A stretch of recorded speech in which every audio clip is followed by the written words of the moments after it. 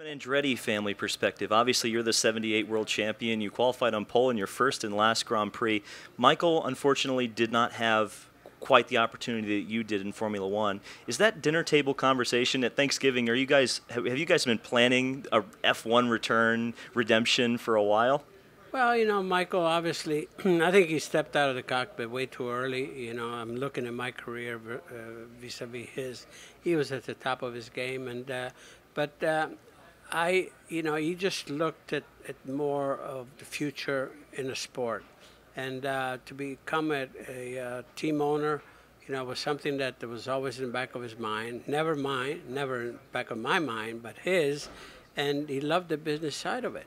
And you can see he's cultivated. I mean, I don't know how many team owners are involved in as many disciplines as Michael is. And you could see that, even the road to Indy, he's cultivated talents right from that by having teams, in the USF 2000 and, Indy Lights and so on and so forth.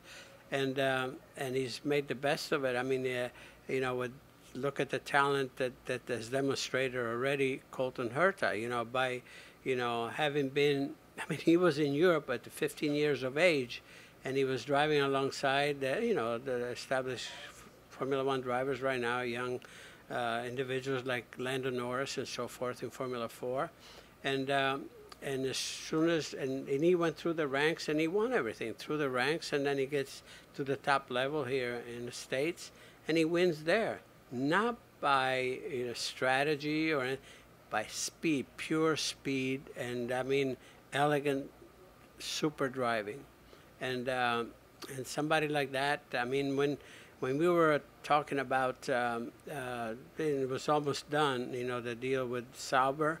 He spent a week in their wind tunnel, and the third day he was quicker than Giovinazzi and Räikkönen had been on a simulator, and I couldn't wait, to put him in a Formula One car actually, and it was all was going to happen in Abu Dhabi, but then the deal fell through, and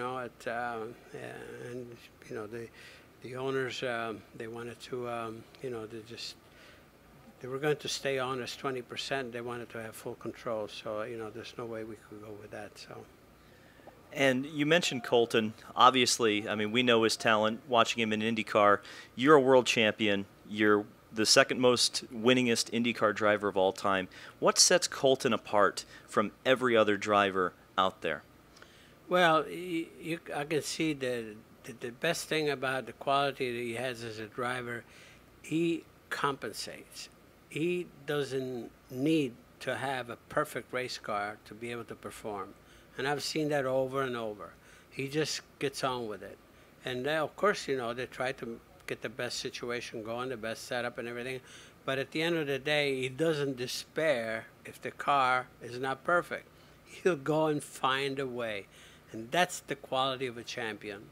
And quite honestly, that's what he's been impressing me. In his own quiet, determined way, he just goes about it and gets the job done. It's quality that's rare, believe me, and it's to be appreciated.